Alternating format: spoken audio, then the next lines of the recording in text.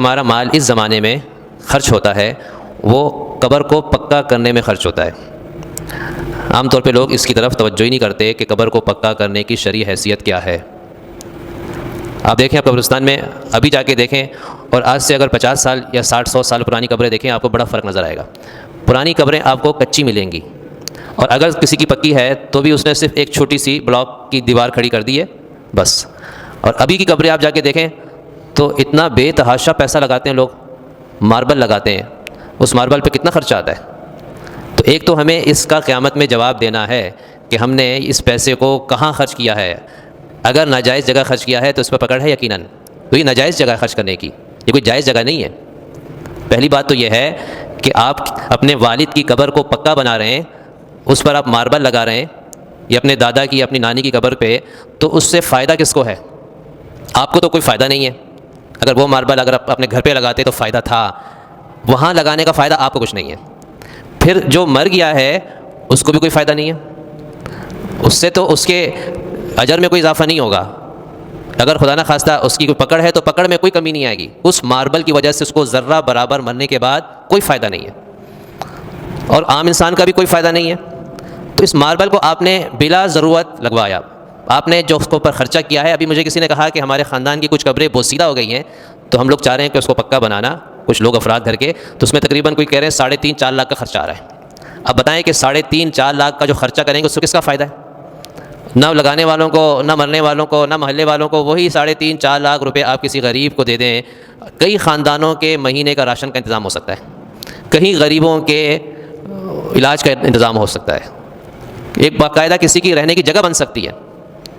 لیکن بات وہی ہے کہ اللہ تعالیٰ بعض دفعہ کسی انسان سے ناراض ہو جاتا ہے تو اس کا مال اس جگہ لگواتا ہے جہاں کسی کا کوئی فائدہ نہیں ہو رہا ہے. یعنی کار خیر پہ خرچ کرنے سے اللہ تعالیٰ اس کو محروم کر دیتا ہے. اب اس کا مال اچھی جگہ نہیں لگے گا، ایسی جگہوں پہ لگ جائے گا. پھر آپ اگر کوئی کہے کہ بھائی چلو فائدہ کسی کا نہیں لیکن دیکھنے میں اچھا لگ رہا ہے، تو دیکھنے میں صرف اچھا لگنے کی وجہ سے آپ نے اسراف اور فضول خرچی کی نا. چلیں آپ اگر وہی ماربل کہیں کسی کے راستے پہ لگاتے کہ لوگ وہاں سے گزرتے ہیں، مسجد میں لگاتے کہ لوگ نماز پڑھتے ہیں، اپنے گھر میں لگا لیتے، تو بھی راستے میں دیکھنے میں اچھا لگتا ہے کہ لوگوں کو فائدہ تو ہو رہا ہے نا، تو فائدہ بھی کسی کا نہیں ہے. اور کچھ عرصے کے بعد ویسے ہی وہ آپ اس پہ خرچہ کرتے ہیں، ویسے ہی کچھ سالوں کے بعد بوسیدہ ہو جاتی ہے قبر. اور پھر سب سے بڑی بات یہ ہے کہ لقد کان لکم فی رسول اللہ اسوۃ حسنہ، جو میں نے آیت پڑھی ہے کہ تمہارے لیے اللہ کے رسول میں نمونہ موجود ہے، پھر تمہیں کہیں اور جانے کی ضرورت ہی کیا ہے؟ رسول اکرم صلی اللہ علیہ وسلم کی قبر مبارک کچی ہے، صحابہ نے اس کو کچا رکھا. صدیق اکبر رضی اللہ عنہ بھی موجود تھے، حضرت عمر فاروق رضی اللہ عنہ موجود تھے، تمام صحابہ موجود تھے. کسی نے یہ نہیں کہا کہ اس کو پکا بنایا جائے.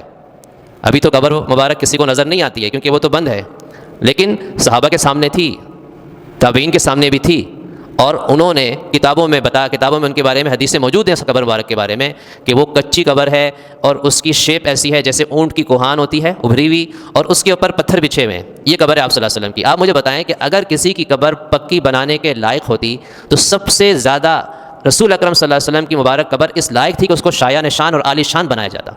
جب اس کو نہیں بنایا گیا تو پھر ہم میں سے کون رہ گیا جس کی قبر کو پکا بنایا جائے؟ تو ہم تو اس وقت سے ہٹ گئے نا، اللہ کے رسول کے بتائے ہوئے طریقے سے ہم ہٹ گئے، تو کہاں سے خیر رہے گی پھر؟ رسول اکرم صلی اللہ علیہ وسلم جب مکہ فتح ہوا ہے تو آپ صلی اللہ علیہ وسلم نے اس موقع پہ حضرت علی رضی اللہ عنہ کو 2 باتوں کا حکم دیا. کوئی مورتی تصویر دیکھو اس کو مٹا دو، اور قبر مشرفن، کوئی قبر اٹھی ہوئی دیکھو اس کو گرا دو.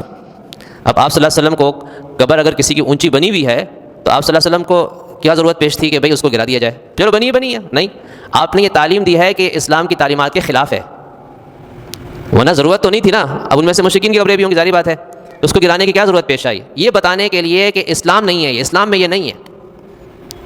تو جتنی بھی اٹھی ہوئی قبریں تھیں آپ نے فرمایا اس کو سپاٹ کر دو، گرا دو، تھوڑا سا رہنے دو تاکہ ایک علامت رہے. تو علماء نے لکھا کہ ایک بالشت اس کی جو تخمینہ لگایا جاتا ہے 9 انچ کا، 9 انچ کی قبر ہونی چاہیے. اب جا کے دیکھیں 2-2 3-3 فٹ کی قبریں بنی ہوئی ہیں، اور پوری جو ہے نا پورا پلازا بنایا ہوئے لوگوں نے، اسٹوری بنائی ہوئی ہے باقاعدہ، ایک پہلی منزل، پھر دوسری منزل، پھر تیسری منزل، پھر چوتھی منزل، اور تھوڑی سی جگہ وہ مٹی چھوڑ دیتے ہیں کہ بھئی کچی قبر ہے. یہ کچی نہیں ہے، یہ تو پکی قبر ہے.